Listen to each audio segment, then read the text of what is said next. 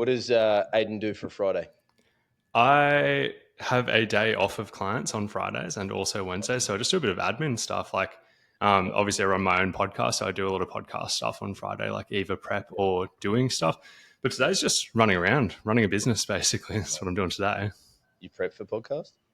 I do prep for podcasts. Believe it or not, I actually do put a bit of work into that. Yeah, right. I wrote 5 questions. That's prep. I love it. Mate, Mr. Aidan, I know who you are, but not everyone does. You've been on here a long time ago. My great friend Brando was sitting next to me. But now it's for me riding on. For those who haven't seen it, I know a lot's happened for you. Who are you? What do you do? What's going on in the world of Aidan? So I am a dietitian, and I have a dietitian business that now has 11 dietitians, if you count me as well. So things have gone okay since we last spoke on the podcast. I think when we last spoke, Leah maybe? Yeah, Tyler and Leah. And that was it. And Yeah. even that's solid.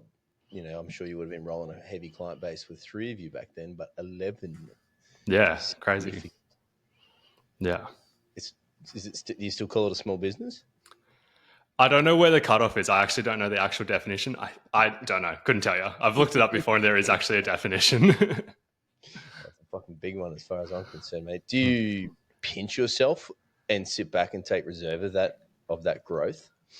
Yeah, I am a bit surprised. Hey, I was on a different podcast a few days ago where we were talking about it, and they were like reflecting, or I was reflecting on how things started, and I was pretty chilled out when I started. I wasn't really in a rush. I wasn't trying to go massively. Obviously, over the last few years, it's kind of taken off, but yeah, I'm just grateful to be in the position. Hey, And the vision would have changed. Did you think on day one you're like, I'm gonna have a team of 11? I'm gonna have a DEXA machine, which we'll ask you about later. yeah. Is that what you were thinking, or were you just stoked to be in the industry and see what happens? No, so I've had kind of like what I'd call like 2 phases of life. So the first time around when I first started business in 2016, I was super ambitious, and like I always tell this, but I'm not proud of it, but I wanted to build the biggest dietitian business in Australia.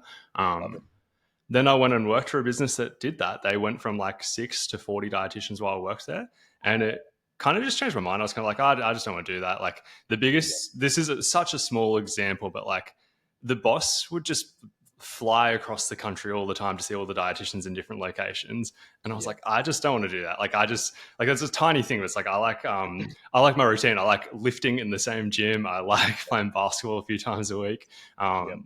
So kind of like I scaled down my ambitions. I was like, I just want to do what I enjoy and make a bit of money doing that.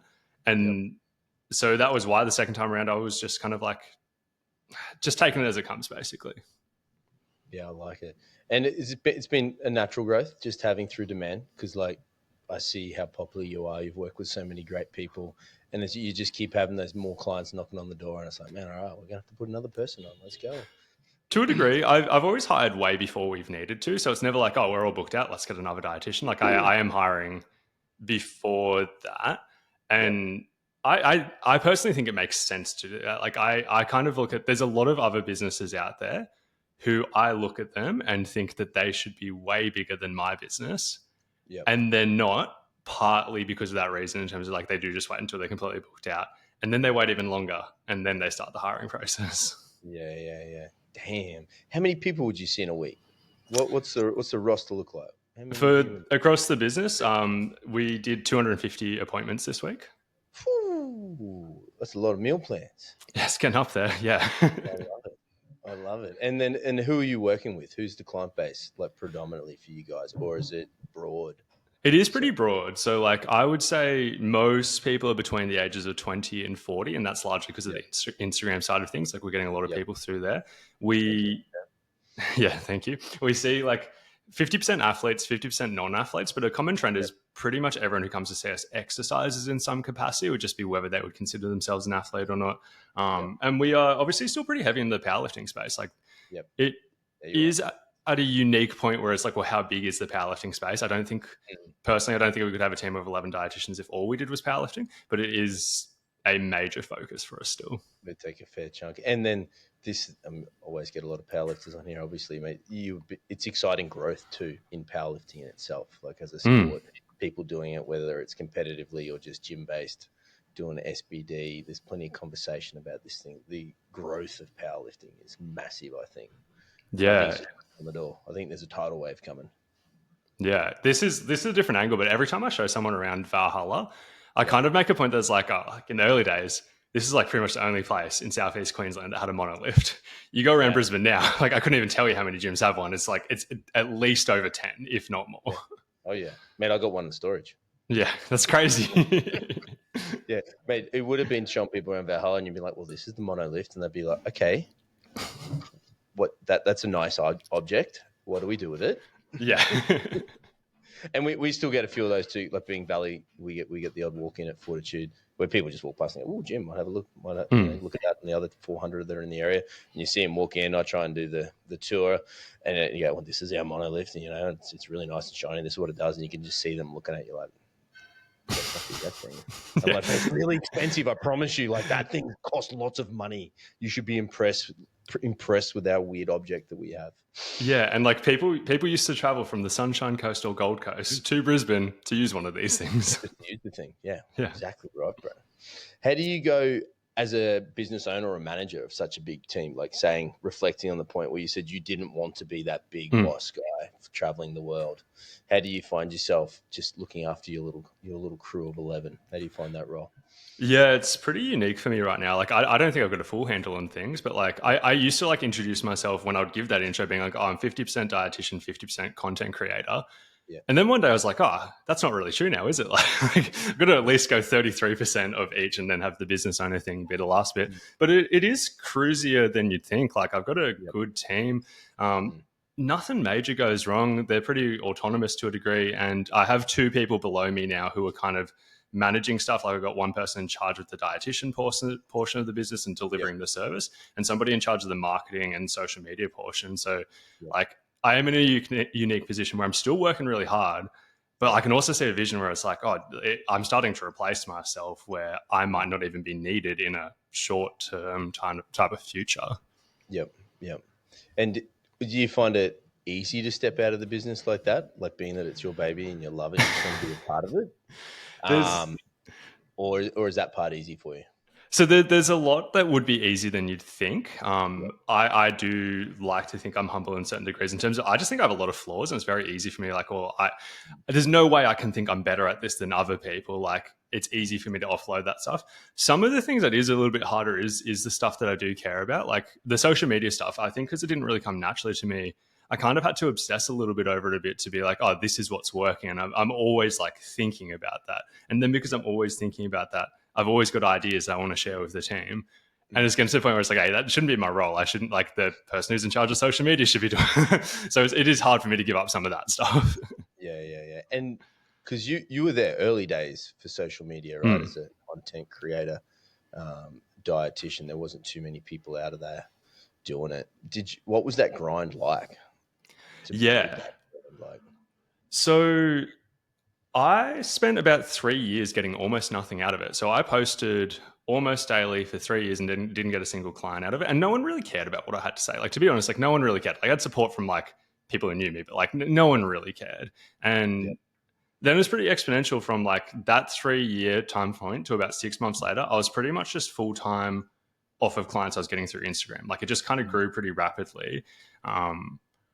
I look back now and I'm kind of like, I'm grateful, but I'm surprised I had the audacity to keep going. Like, why 2.5 years in, when I hadn't got anything, did I still think, oh, this is gonna work? Like, particularly because there'd be days where it's like I would do a long day of like a normal job and then come home and then post on social media. And I'm like, I'm glad I was in a time in my life where I didn't have like other life commitments and stuff like that would have made that harder.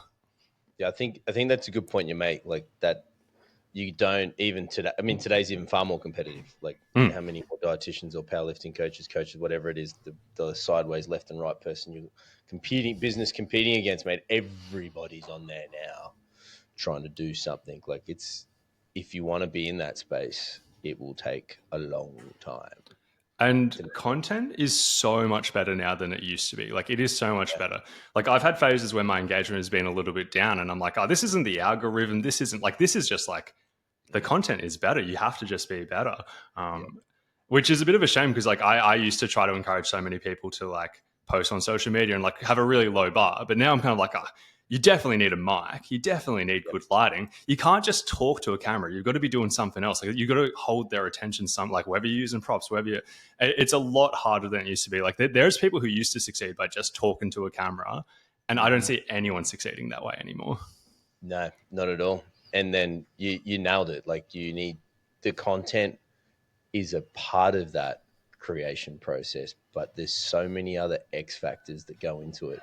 The content needs to be reminded as it's one part. You could be saying the most intelligent, factual piece of thing, or even the funniest joke on the planet, whatever you're trying to nail. If you don't have lighting, camera, editing skills, algorithm understanding, knowing when to post, who to tag, hashtag, whatever the hell's going on, your shit ain't going to drop, is it? Yeah. Like I'm sure like if you are incredible and you have really valuable things to say, like you're going to succeed regardless, right? But it is a huge variable. Like it is something that like you have to be incredible if you're not doing these other things. Yeah. Do you ever get nervous about putting stuff out, particularly, factual information, and thinking that someone else is going to have a crack at what you're putting out to the world? Not Is that often, a to be negative on honest. you? No, not that often. And I think it's kind of a bit of a self like reinforcing loop where I actually haven't got much criticism on Instagram specifically. I do think a portion is because I'm just a nice person. Like I don't go out of my way to tear anyone else down. But it was interesting when I started on TikTok and I had a few like semi-viral videos and people just roasted me. But Really? on the ones where I got roasted, like even then I thought I would hate that, but I'm like, some of these are funny. Like some of them are like calling me names I've never been called before. And I rate this. Were they calling you out for just the video itself, or the content you're putting out? Were people trying to challenge what you were saying? A bit of both, but often it's just like really silly stuff. Like often it's like, I don't know, if I posted a product that contained a bit of added sugar, like people would like rip on the fact I was like promoting added sugar or something like that. My personal favorite was I found out that, like, I was talking about like holding attention. If I did green screen content with stuff behind me, the green screen could hold their attention and then I could just talk and say what I wanted. And I did a nutrition comparison with like my head in front of it talking, and I accidentally kept my head in front of the nutritional information, just one portion of the nutritional information for the entire video. It was like a 40-second video. Yeah. And you can tell that so many people watched the entire video waiting for me to move my head, and I never moved it. And I can't remember what somebody called me. They called me like Big Buffhead or something like that. And it is now my nickname in like all my group chats because of it. Yeah. I love that. And where do you go for yourself for your own source of information? Where are you looking to be able to put stuff out there? I have heaps of sources. So like I do listen to podcasts. I read blogs occasionally. I don't really read nutrition books because like I'd be more likely to read a textbook than it would be to like read a like lay type of nutrition book. Yep. I do read research as it comes out, but the biggest hack I've got, or there's two big hacks. So two big hacks. The first one is I just follow a lot of people on nutrition. Like it would be the same as you. It's like you follow other coaches and stuff like that. And if people put out something that I don't know that I think I should know, I will go and learn that. I just add it to the list. This is what I need to go learn.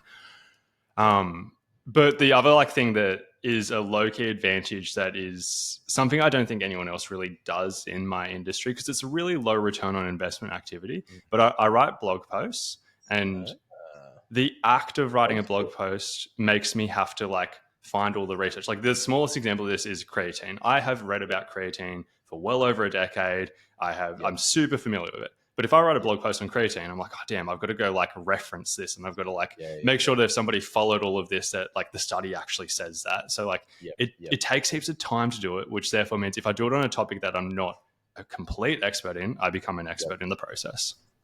Yeah, nice. Because that's the thing. I mean, like any chosen field, and one of the questions I look forward to asking, because how long have you been in industry for since finishing study? So I finished in 2016, but a key part of the story is like the obsession type started in 2011.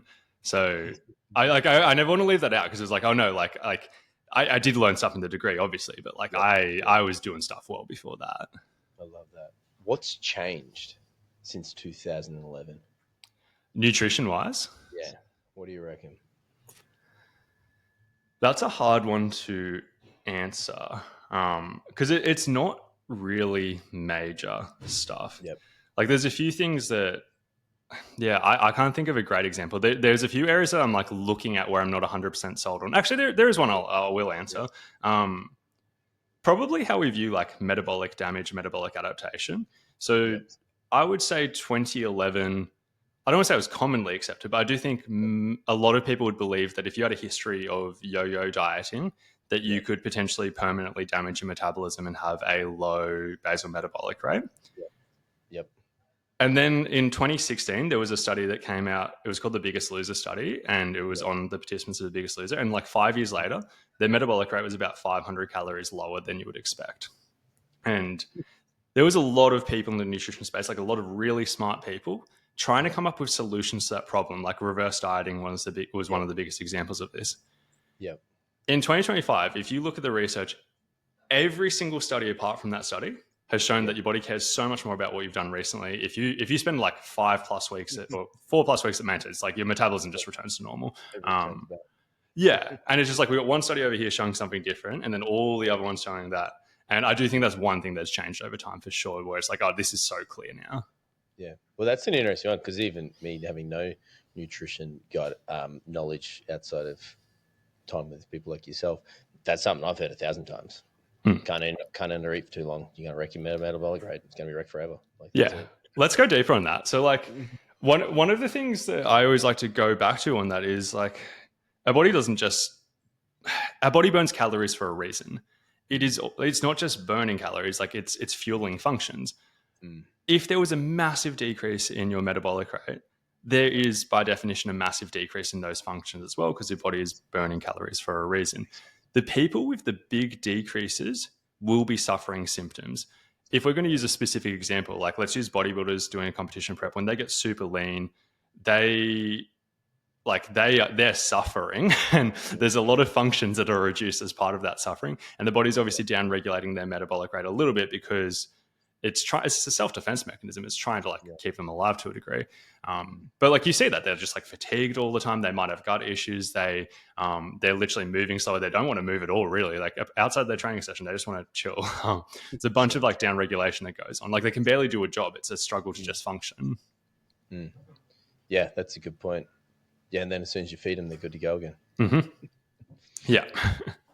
I absolutely love it. And then, so I guess, do you still use a reverse dieting style approach for someone coming out of a low calorie kind of space like that? Or if you follow on from that, because of the metabolic rate change, it doesn't matter as much if they run low for so long, the building it back over time isn't as important anymore?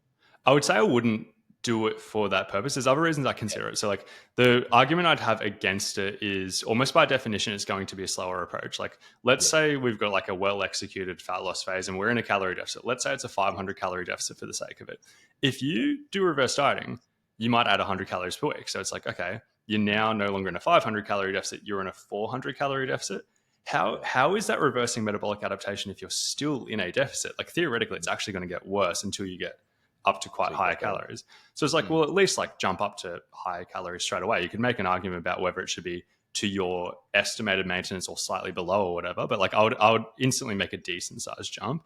But the one thing I sometimes do in practice with people, this isn't a large percentage of people, but with some people, if people have had a history of struggling every time they finish a fat loss phase or every time they come off lower calories, where just from the like lifestyle behaviors, they go a little bit too far in terms of they felt a bit restricted. Once they've got a bit of flexibility, it's almost like they take the foot off. Yeah, exactly. Like in those cases, I'm like, well, let's go a bit more conservative and let's just try to slowly transition back. And in some cases, that is just a game changer for people. Yeah. More of a psychological reason behind it than an actual science reason for it. I like that. How much importance is put on that psychological aspect of food? Because, there is so much negative and positive relationship with food, I imagine, with every person that steps in. Yeah.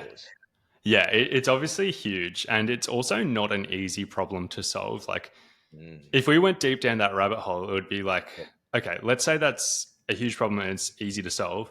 I would instantly have a psychologist on my team. The fact that I don't have a psychologist on my team kind of tells you it's like I haven't seen people like crushing it in that space. So it's not an easy thing to solve. But there's obviously a lot of easy wins. Like obviously I talk about that transition from a deficit back to maintenance. There's heaps of stuff we can do. The relationship with food thing, there's a lot of easy wins in there. Like there's so many cases where we can improve that for people. Even honestly, just like fueling for performance, like focusing on those things, sometimes it makes it easier. Like if I come across a powerlifter who's been struggling with like their relationship with food, sometimes there's just an easy win by being like, oh, well, like this will help you perform better. Like eating more will help you perform better. Like not being so rigid with clean eating or anything like that will help you perform better. And that can massively help with that stuff too. Yeah, just changing the narrative, the words around the reasons for it, so they can start seeing food as a fuel as opposed to something they may not have had a good relationship with. Yeah. How many people coming through the doors do you think have a challenge with food around from a psychological standpoint? Probably depends how severe, because I would say almost everyone has like some level of challenge. Like it would be rare to come across somebody who's like, oh no, this is easy for me. Like this is, So like that's pretty rare. In terms of like severe stuff, I don't think we see heaps and heaps. Like I would say like 20% of our clients, there's definitely some clear stuff where it's like, oh, if we made great strides in this area, it will just massively improve your life. Yeah, that's cool. And I imagine you've got plenty of success stories too. Yeah. Building a good relationship with a person, being able to help them with their challenges that are going on, and all of a sudden they're just jacked out of their brains and got a really good relationship with food and being able to eat, having those wins of eating out for dinner and stuff, not counting a calorie, all that kind of stuff like that. Hey. Yeah, so many. Yeah. Absolutely. Who do you look for inspiration for your own self, for other dietitians out there on the planet? Like who's your favorite people to watch or motivate you? Yeah, so I go a little bit outside of dietitians to a degree. So the first one I point to a bit is Lane Norton. I think Everyone's favorite. Yeah, most people know him in the fitness community. I'm somebody who very easily looks past people's flaws. He has flaws. One of them is like, I was saying how I'm a nice person. I don't get vibes he's a nice person. But when it comes to nutrition, like he just knows everything, right? Like he's a really reliable source. So he's one of the first places I will go to for deeper like research-based content. There's a guy called Alan Aragon who like I don't think has adapted with the times. Like in 2025, I don't think he's like a household name in the nutrition space, but he was to a degree in the like bodybuilding world when I first got into nutrition. And he puts out a research review that every month, every time like huge nutrition papers comes out, he gives like a little bit of a summary on each of those papers and a bit of an interpretation. So that's one of the easiest ways I stay up to date with research. Inside of dietetics, like there's definitely people I look up to. Like one that I would go to who's Brisbane based as well, like Taylor Ryan, the sports dietitian. Like I look up to her to a degree from a marketing and business perspective. Like I partly based our business model on what I saw she was doing. Like when I first started this, there wasn't many dietitians who were building a business where the dietitians under them were doing stuff on social media. And I saw that her business was doing that. I was like, oh, that's possible. I guess I'll have a crack at that too. Mm-hmm, mm-hmm. And that's another person who's had insane growth, right? Yeah, over the last like 6 to 12 months, like it has been insane, maybe even a bit longer, but it really just seemed like, using her as an example, she was somebody who I think similarly to me was a bit slow on to taking reels seriously because we didn't really want to create video content and stuff like that. And then once she started having a proper go at it, like just took off. How long till you got your own personal media team, you reckon, following you around? I don't know if I'll ever do that. Like I have obviously, like being serious, I've obviously thought about that. Something that would be a far more realistic thing for me, though, I think, is having a team of social media people, which to a degree I've got a little bit already. Like I have somebody who does videography for me. I have somebody who does design work for like infographics. The one kind of thing I think I'm missing to a degree is I do all the idea creation and stuff like that by myself. Like I write every word, I come up with the ideas, I do all that. And I think it would be cool to have somebody who like helps me come up with the ideas, who like analyzes the content and sees what's working well and then comes up with ideas from there. I'm pretty protective of that stuff, which is probably why I haven't hired for that already. But I think that's a realistic route. In other professions, I see like the media team like following you around as even more useful. But it's like, if you looked at my day, like I am probably either on back-to-back consults all day, and then on those non-client days, one of the things I really try to do is like lock myself in a room for 4 hours straight with no distractions and just like try to do deep work. So it's like, that'd be like, what's the content fit? Like, what are they creating about my life? There's not that much there. Just be a 6 hour long video view for some background. And Yeah. tapping on a keyboard. Pretty much. That'd be an interesting one. Now, I'm super curious about the machine behind you and the uses you use that now so much that it's literally in your business, in building, creating meal plans for people. That's a DEXA machine for those who can't see it. Yeah, so we have a DEXA machine. It scans body composition, so muscle and fat. It like literally measures that, and then it measures bone mineral density as well. In terms of like the business side of things, so it was part of my long-term vision. Like I genuinely was kind of like, I'm just going to wait until I have too much money, and then when I do that, I'll buy a DEXA machine. And those things ain't cheap. They're not cheap. No. For anyone listening, 114,000. So it was earlier in my timeline than planned to get this, but Matt, who owns Valhalla, pitched me one day being like, I'm thinking of getting a DEXA for the gym. I was like, God damn it. Like that's my idea. Yeah. That's my plan. So I was like, I'm going to jump in on this. Like I'm not really in the position where it makes sense for me to jump in on this. Yeah. But like, this is the plan. So like, and I'm stoked of doing that. It's like worked out great. So jumped in on that. We've had some good weeks thanks to you and Fortitude Barbell, to be honest. We had a week where we had 42, definitely over 40 people come through, which like between us and anyone listening, like when we bought the machine, actually, yeah, let's go deeper in this. So when we were looking at buying the machine, Sarah, my partner, and I, we were looking at buying a house, and like we had enough for a deposit each and everything like that, but like we didn't have enough for double. Like I didn't have enough for double the deposit.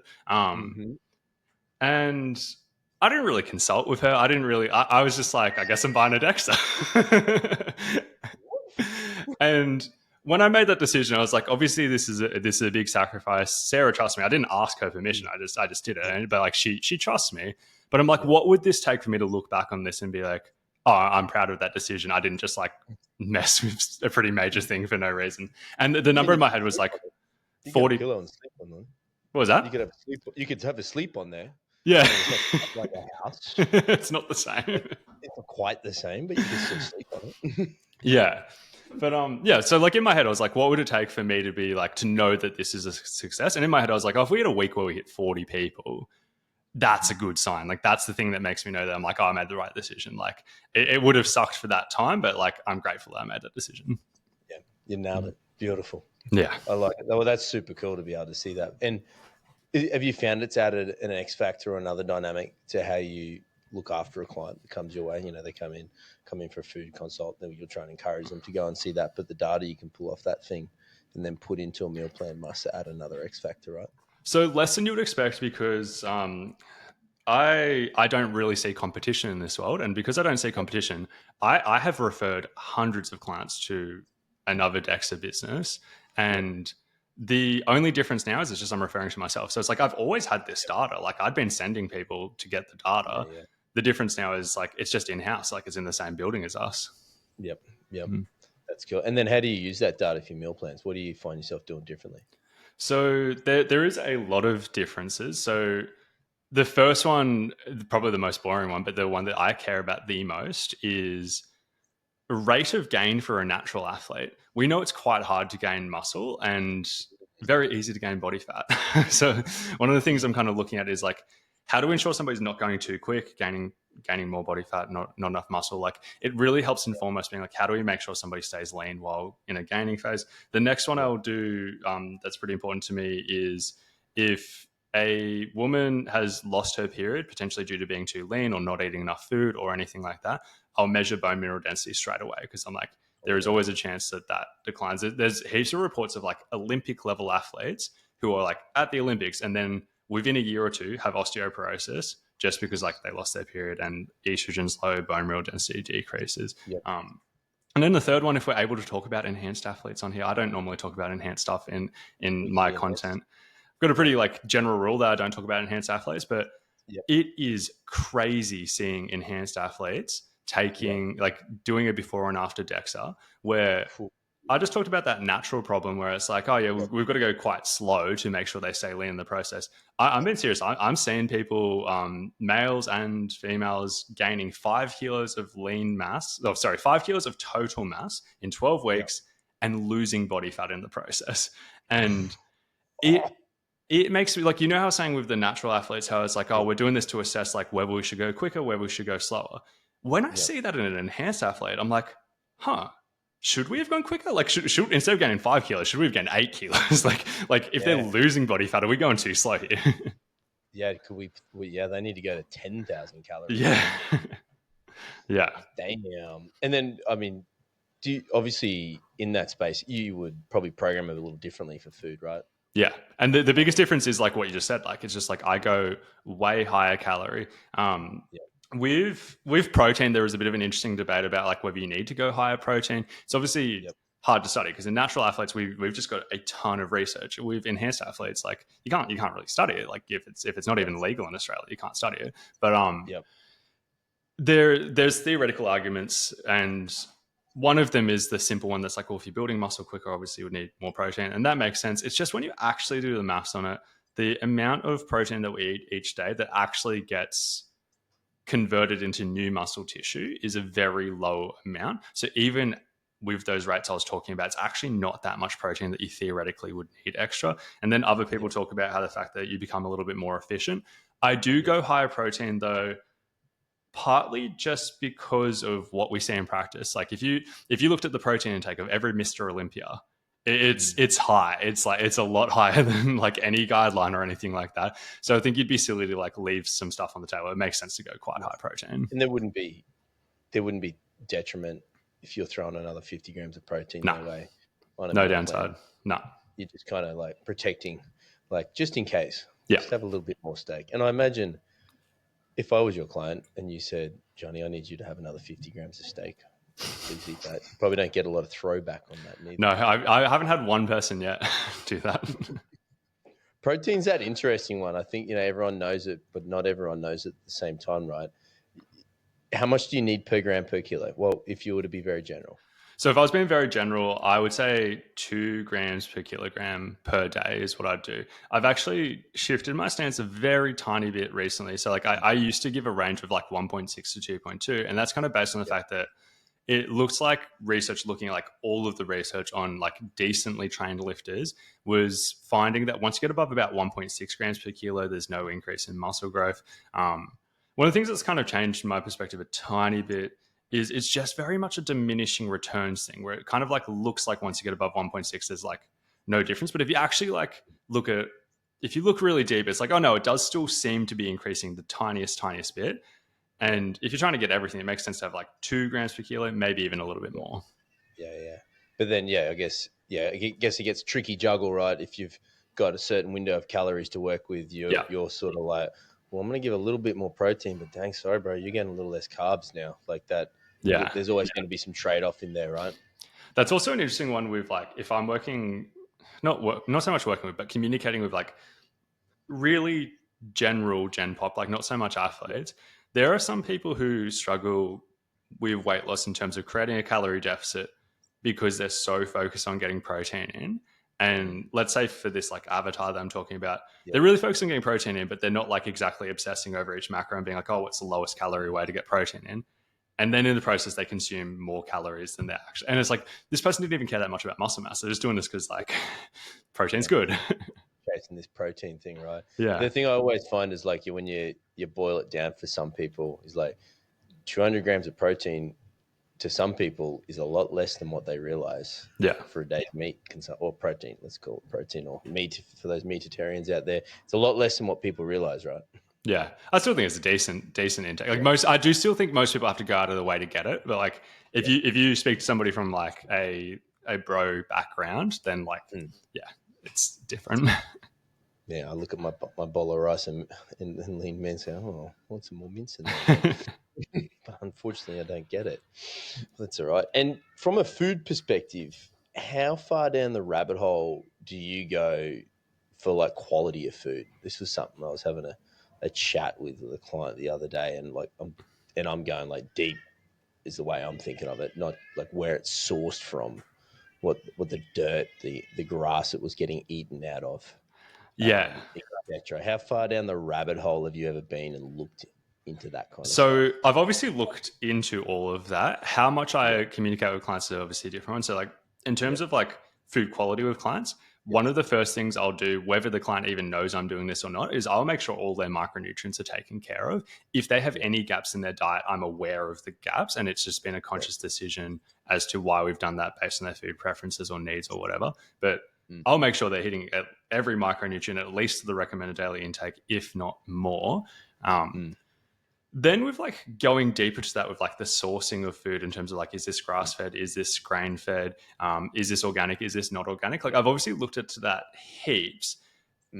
It's hard to say how much a bunch of that stuff matters. Like I'm going to use organic specifically. This is just one example I use. In Australia, we're actually very lucky in terms of how we use pesticides or how we test pesticides. Like what they do in Australia is they basically test it on animals with shorter lifespans than humans, and they test it over the animal's entire lifespan with as what they'll call as low a dosage as they can go while causing harm. Not obviously ethics. Ethics is an interesting one here, but basically it's a really high dosage, but it's as low as it takes for them to see harm. And then what they do is they make the amount that's able to be in the food supply 1/100th of that amount. So it's a really low, it's like 1/100th, like 1% of what we've ever seen cause any harm. Yep. And then farmers or whoever, they're not going to use exactly that 1%. They're going to use less than that 1%. So then you start doing the math, and you're like, oh, this is like actually very tiny in comparison to what we've seen causing harm. You could talk about a bit of a debate about being like, well, what if you had like 100 different pesticides and then like they combine together and then that causes issues? But it's enough for me, particularly when looking at the research on health outcomes of organic versus non-organic, when you account for the concept called healthy user bias, which is like, what are these people doing differently? If everyone's doing the same thing, once you look at it, there's really no difference in health outcomes. So that's enough for me to be like, unless somebody's like super rich, I'm probably not going to go down that route. But if somebody's got like too much money, that'll be like, oh yeah, sure. Like I support that decision. Go down that route. Yeah, absolutely. Do you think, would you find too many people maybe lean on that and maybe forget some of the basics they need to get right first before they even need to start considering those kind of things as well? I do think so. And if you're not drinking your 3 liters of water a day, but you're really worrying about where your lettuce came from, maybe you should be scooping up the bigger items first. And although I don't really get this on Instagram, this is the thing I found so much more on TikTok, where people are just black and white. They're just it's either calories or food quality. And it's so strange to me because I'm like, it's clearly not one or the other. Like you'd have to be silly to like, and it's almost as if it's this argument where it's like they're in one camp or the other. And it's like, well, clearly like all of this stuff matters. It just matters to different degrees. Yeah. Individualized. And at the end of the day, if you can't get just the general food bit right, like why waste your time with the other stuff? And like, I just don't think we do it in other spaces as well. Like in the lifting space, like I don't see anyone who's like, you should only, I don't know, this is probably a bad example. I was going to say like, you should only ever do compound exercises. You should never do anything that's not compound. And I'm like, well, that's a bit silly now, isn't it? Like, it's just dumb. And then like somebody else would be like, oh no, you should only ever do, like no one's saying that. Like most people would agree.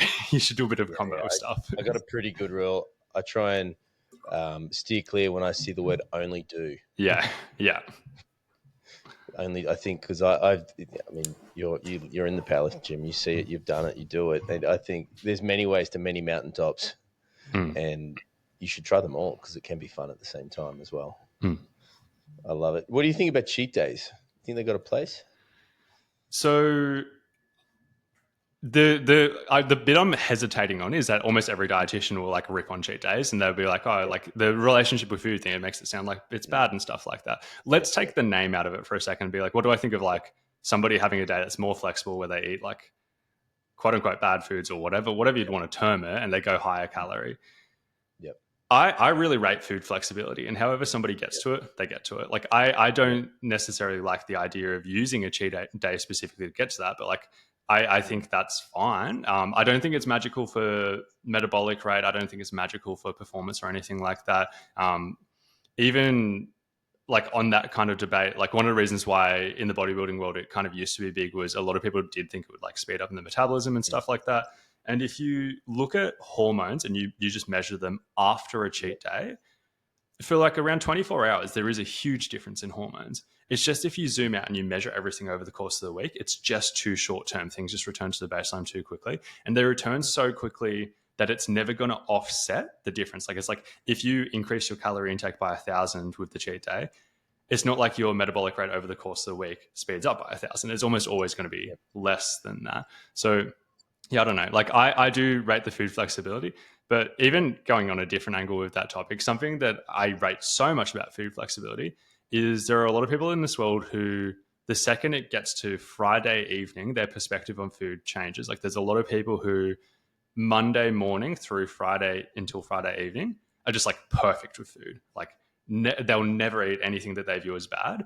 And then the second it hits Friday evening, everything changes all the way through till about Sunday at some stage where they get back on track. And I think changing that perspective slightly to being like, there's no real difference between Uber Eats on like a Wednesday night and a Friday night. Like it's really the same. It's just arbitrary if you view a difference there. And I think that massively helps relationship with food too. Yeah, I think, that's changing the narrative around what it's called a cheat day. But I liked your bit because I was almost going to ask you about the metabolic shift and change, because that's another one here. Got to have a cheat day because I've been low cal for so long. Just to speed up my metabolism. Yeah. You're just making yourself feel good about eating pizza, really. Basically. What's the wildest diet someone sat across from you and said, yeah, and I'm just doing this at the moment. Yeah. And I'm really thriving. Because I'm on a lot of podcasts, so I can't remember who would have told this story last time. This isn't like, no one said they were thriving on this, but one of the first clients I ever had when I was on placement told me that she had 16 liters of Coke per day. Oh, wow. Yeah. And like, you got to try to drink. Like, you don't just drink that much. You got to try to drink that much. Like, that's a job. There's a lot of questions I had. And like, obviously to do this job, I'm not judgmental. It'd be very hard to do this job if I was, but I was generally asking questions, just being like, oh, like, do you mean 8 2-liter bottles? And she's like, yeah, like that's what I mean. And I would have struggled to believe her, but she had one tooth. Like she had one tooth left. So like clearly sugar had like, it's adding up. Yeah. Crazy. That's a wild one. Can you imagine the expense on Coke for the week? Yeah. Oh, I don't know. Yeah. I feel like it'd be cheaper than food. It'd be cheaper than food, I reckon. Did she eat? Or she just drank Coke? So she claimed, by the time she came to see me, she was doing something slightly differently, but she claimed that she was just having Coke at that time. How many calories in it? 2 liters of Coke? I don't know. I did the maths at the time, and it's high. Like it's high. That's significant. Yeah. Jesus. Yeah. I love it. But well, that wins crazy story. Other stuff. I'll tell a current client in a positive way. I've got a client who is on and I didn't recommend this. She was doing it before coming to see me, but she's on a carnivore diet and a modified carnivore diet, but mostly carnivore. And she had inflammatory bowel disease, and she's an elite level powerlifter. Like I'm talking about, like one of the best in the world in her weight class in IPF. And she had really bad ulcerative colitis. Yeah. Lost a lot of weight. Obviously, that massively affected powerlifting. Then went carnivore and just like fixed everything. It just fixed everything. And it's really a unique situation because obviously she's working with me to improve everything now. And she's not like, oh, carnivore is the only answer to everything. Obviously, she's like, I just want to be a better powerlifter. This made me a better powerlifter because I'm not sick all the time. Which is a very unique case to me because it's like, well, how do we make her better without like stopping the thing that's worked? Yeah. That'd be an interesting space to play. How does that diet react with that sport, with powerlifting? So there's many clear downsides. Like, so let's start with micronutrients. Yeah. If people obsess about carnivore, the micronutrients aren't as bad as you'd think because they find ways around a lot of the stuff. Like even, for example, organ meats like liver and stuff like that are actually really micronutrient rich. So if somebody's not just like only having steak or something like that, like if they're like going deep with the carnivore stuff, they can do better than you'd think with that.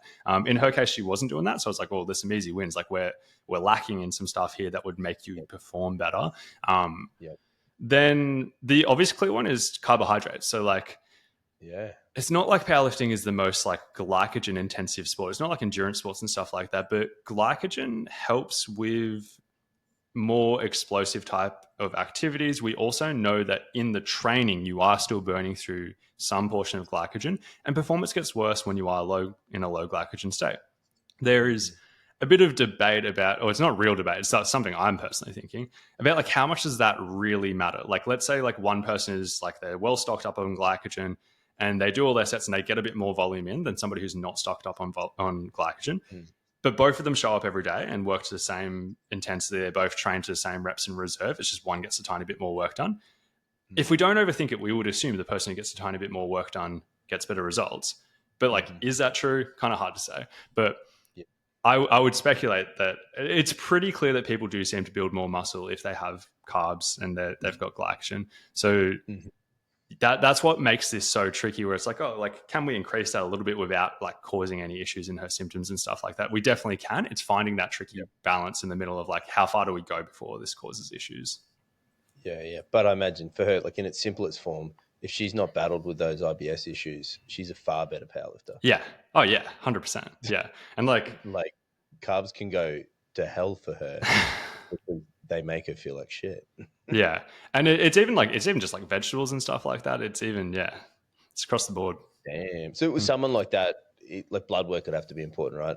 Just to check where everything's even like inflammatory markers and stuff like that, because it is inflammatory bowel disease. Like we're always measuring stuff like that. And even the deficiency stuff, as I was talking about, like we can check for some of that stuff on there too. Yep. Oh, that's super cool.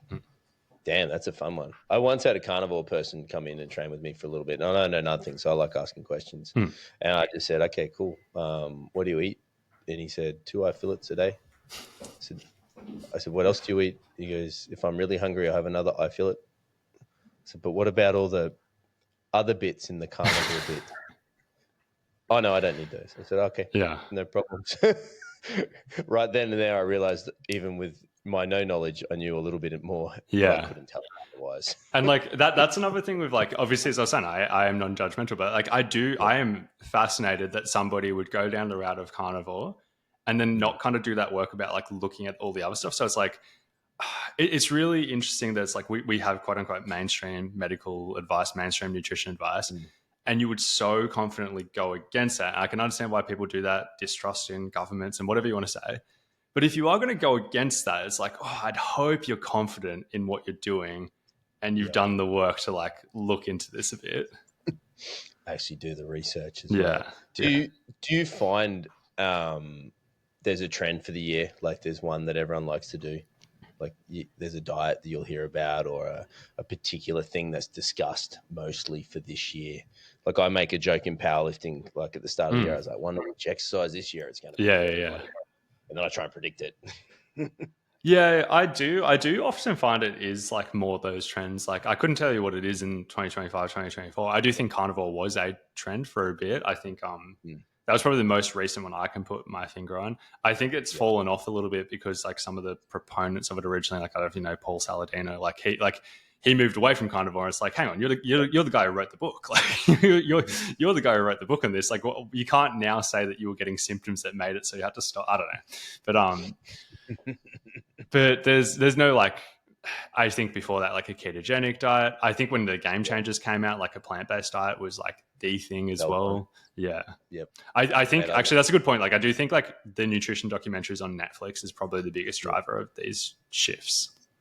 Yeah, maybe we just need a normal one where it just says eat 4 meals a day, 5 meals a day, get your micro and your macronutrients, sit in a calorie maintenance mode, and they just video that. Yeah. I mean, it won't be very exciting to watch, but I came to this conclusion a long time ago that it's like, well, firstly, you're right. It won't be that exciting to watch, but there's also even another layer into how to make a compelling book or documentary. Something that I've noticed with all of these is people don't like to be educated. A lot of people like learning, but they don't want to be educated. It's just completely different language in a way. No one really likes to be spoken down to, but they would like to learn stuff. And because of that, if you look at almost every successful nutrition documentary or book, and how I say I don't read a lot of nutrition books for like the layperson, it's partly for this reason, it is almost always somebody is on a journey learning about that topic. And it's almost like as the audience, you're learning with them. And there are so many cases like that. If we go back to the Game Changers, it's like you're on the journey with this guy. I think his name's James Wilkes. don't quote me on that, but like it's like you're on this journey, like learning it about it with him. But then you hear him talk, and like although I wouldn't agree with him on everything, he's a very intelligent on everything. But he is a very intelligent guy who is like memorized a lot of studies. I've heard him on podcasts and stuff like that, and he has got a memory for studies, and better than most people in the nutrition space. But in the documentary, he positioned himself who's like as a bit of a beginner who's like learning this, and I've noticed they all do that, and that's like part of the secret to like getting a successful documentary, because people would be so much more interested in watching that than the opposite. Yeah, true that. I think I'd actually talking to social media and content, I literally did a video that's going to drop in my schedule where I talked about my weight loss, where I dropped 110 to 90 for a powerlifting comp. And I was like, there was no secret. I just was hungry for 6 months and trained and did more steps. And then after 6 months, the 20 kilos disappeared. And that's it. Huge. Yeah, huge outcome. And that's what I guess people don't like boring. It's not sexy, right? Yeah. Have you ever done a big weight gain or a big weight loss moment for yourself? Yeah, I've done heaps. So like in terms of weight gain, so there's like two stories I'll tell. So like one is that when I first got into lifting, I tell the story about how I didn't really make good progress. That's actually part of why I started caring about nutrition and stuff like that. And I actually lost 5 kilos. Like I was a very skinny kid and I lost 5 kilos straight away. I was like, what am I doing wrong? That's why I hopped on like bodybuilding.com and started like reading about all this stuff. And then I learned about a calorie surplus. I was like, oh, I've just got to eat a calorie surplus. Like I thought up until that point that I could just eat whatever and I wasn't going to gain weight. And then I learned about this. I was like, oh, I've just got to eat more. And over the next 8 months, I gained 20 kilos. And that's way too quick. Like, boom. Yeah. Yeah. I remember also looking in the mirror every day being like, oh, I think I'm about 12% body fat. And I thought that the entire time. And then like when I started cutting, I was like, I've lost 5 kilos and I still think I'm about 12% body fat. Like, I guess I wasn't as lean as I thought I was. Yeah. So that's the first one. The second one is probably the last time I took powerlifting seriously. Would have been like 2021 or something like that. And I went up to about 94 kilos to get into like to do a weight cut into like the under 90 kilo class. Like for context, like I normally sit around like 78 kilos, like pretty lean normally. So like I obviously just pushed it to see how far I'd be kind of willing to go. And then in terms of like extreme, that was like when I cut down from that, like that was easy. So that was a big weight loss, but like it's easy for me to get lean. But the other interesting one was I've done an acute weight cut for one of your comps, like the deadlift only one, a few years back. And I documented it on Instagram where I did an 8% weight cut. So I dropped 8% in a couple of days. And that was just to like see what it feels like. Cause obviously I like do a lot of weight cuts with like pretty elite powerlifters. And I was like, I just want to see what it feels like. And I'm so glad I did that, even from a few angles, just to like, it really gave me a perspective of like, firstly, it did not hurt performance at all. I performed at the top end of my expectations. And that's what I've seen with all of my clients who have 24-hour weigh-ins. No matter how big of a cut we've done, like I've done as big as 12% with people, they've always performed well when it comes time to compete. It's just how much it kind of sucks. Like for me as somebody who like I love powerlifting, but it's like I'm not making money from it. Like it's not a job.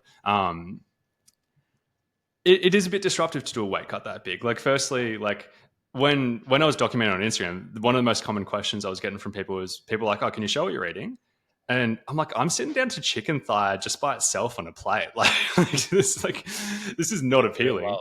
Like this will hurt my brand sharing this. And then just like, you know that feeling when you wake up in the middle of the night and you're like dehydrated and you're really thirsty and you have that like glass of water and it's the best tasting water you've ever had. I had that feeling the night before weigh-in and I was like, I can't drink. Like this sucks. Like just lay there. I get to look at the water. Yeah. And like, it'd be very different being like, if I was trying to like break world records, it's like, oh, that's so worth it. Like I'll do anything. But like, if I'm just like having a crack at something, I'm like, I don't really care to do that often, which is like, it makes sense in terms of how I think about it with my clients being like, oh, if somebody wants to do that like once a year, I'm all for it, but I wouldn't do it too frequently because I think it would turn them off the sport. Yeah, 100%. And I think I've seen a shift in powerlifting as well away from that kind of behavior. Been around it for quite a while. Yeah. I think there was that. Like there was a lot about, I've got to make the 110s, I've got to make the 100s, I've got to make the 75s. And it was boy and girl, both same. both of us were thinking and feeling the same thing. And even me personally, like, man, I need to weigh 100. But I Yeah. look back on my decisions around, I was like, I should ask myself why I needed to do that, because I didn't. Yeah, like there's multiple angles I want to say to this. So like one of them is that like I am a bit more pro like moderate weight cuts. Like I do like them. I'll come back to that. The second one is I do sometimes think I'm like, well, how much of a difference does this make? Like if I tell my story about how I got to like 94 kilos, I'm like, did I really, was I stronger at 94 than I would have been at like I know after I did the cut, I was pretty much just as strong. Like after I like cut down, like, I don't know. So like, I don't think like getting to 94 and then like doing just the same as like, I don't think it makes that much difference. But one thing I will point to as to why I would like people to like get to a good body composition that also just happens to be a little bit above their weight class is I do think you're leaving performance on the table if you don't do that at all. I don't think everyone should be doing that, but I think at the elite level, most people should be doing that. Because if we look at other sports, like if we look at combat sports, there is a reason that almost 100% of them do it. It's not just culture. It's not just because they don't know better. It's because it makes them better athletes. It's because they can compete better. And I think in powerlifting, we have a much bigger gap between athletes. Like you'll rock up on comp day and like maybe every now and then it's close, but in many cases, it's just like there's a big gap between people. A lot of people are noticeably stronger than others, at least at most of the comps I've been to. But in combat sports, you're competing against somebody who is probably pretty close to you. Like yeah. And if one of you is 10 kilos bigger than the other, it's a pretty uneven match. And you're also probably getting hit in the head, which isn't happening in powerlifting. So there's less incentive to do like a decent sized weight cut. But like I do point to that just being like when it's a higher stakes thing in other sports, everybody is doing it. In powerlifting, it's usually not as high stakes as that. And I don't like going too deep with that with too many people. But if somebody like wants to do it and it's not like we're doing a more moderate one that's not too big of an inconvenience, like I am pretty for it for that reason. Yeah, definitely got its place. And yeah, I think I'm excited to see less people chasing it, and the ones doing it for the right reason as Yeah. well. Chasing more records, chasing higher comps. Where I'd 100% agree is I'm excited to see less stress about it. Like there are people who are very stressed about it. And it's like, you didn't even need to do this. Like why are you stressing about this? Got to turn on Instagram on any of the weeks leading up to bigger state, national, or single lift comps, just to see the narrative of the internet talking about it. One thing I did want to touch on a little bit that's exciting to see from your business, your ability, a desire to give back. I know personally for us, you're jumping around and sponsoring us, but I see that with the other comps, and literally we're seeing Ideal getting put everywhere. Is that something? I bet that feels good to be able to be in a business position to be able to give back to all these different sports that have been around and supported you for so long. Yeah, it is for sure. I'm actually kind of surprised how much I do care about this. I always thought I would struggle with giving away my hard earned money, but no, because I don't give back in other ways. Like I see everyone else in the community, in powerlifting especially, like they're all spotting, they're all loading, they're all doing these things. I don't know what it is about me, but that just doesn't fit for me. Like I couldn't tell you why that is, but you've never seen me like do that type of thing. For some reason, that's just not who I am. But I'm like, I do want to give back in some way. And I think with business, how it is, like one of the things that's the biggest obvious gap for me is that powerlifting, there is just not enough money in it. Like if I'll use Lily as an example, Lily Riley, I've worked with her for ages. Like she makes a bit of money through powerlifting, but it's like she is insane. And she can't make a full-time living out of powerlifting. She is not just insane, like she is also a very marketable person. Like she does very good stuff with like sponsored posts and stuff like that. And on my end, I'm like, if I can like donate a bit of money to give like prize money to a comp, like I love that. Like I wish there was more prize money at comps so that like it would also incentivize so many more people from outside of powerlifting to get into powerlifting. Like the image I've got in my head is somebody who used to play footy and is just like a unit and can lift heavy weights. And they're like, if they saw prize money, they'd be like, I'll have a go at that. Like, I reckon I can do that. Whereas like that person right now has just like, unless they just love powerlifting, there's no reason for them to compete. So like that's one thing that I do want to do. And I'm like, if nutrition gets bigger, I want to do even more of that. Yeah. I love that. I love that mentality, that desire to give back. It's so cool to see you as a business sort of recognize it and want to be able to do it. And I love that you're everywhere. Yeah. Which is super cool. You're not picking teams. You just want to see the sport thrive and get better. And I know for us, we're very grateful for it as well. And we see that through our sort of sponsors as well. You know, they just They just enjoy the sport, and they've got a similar mindset to yours. They want to see it flourish and be bigger because they want the secret to come out Yeah. of our little sport, which I think is coming. I don't know if you watch Sheffield. Do you watch Sheffield? That was on a little while ago. No, I did. I did listen to your podcast with Kelly though, so like I heard a little bit about it through there. Yeah. Mate, that is the future, bro. It's coming. Hopefully, it makes its ways a bit more around the world or something. But they had huge money, like 200. I think it was like about 400K Australian was up for grabs. That's across crazy. the thing. Yeah. Like that, and incentivized to win or break world records. Yeah. Like the whole comp is geared that way. You even win based on that. Like you don't play on total or points. Your points are given off how much you beat world records by. Yeah. I rate that. I like that. That's good. I love it. And they're freaking strong too. Yeah. Just super cool. Bro, mate, I only left with one more question. And what's for afternoon tea? What's for afternoon tea? I've already eaten everything. I'm going to go train after this. I had a Chobani yogurt. That was my afternoon tea. A big Friday for you. Yeah, huge. I love it. Yeah.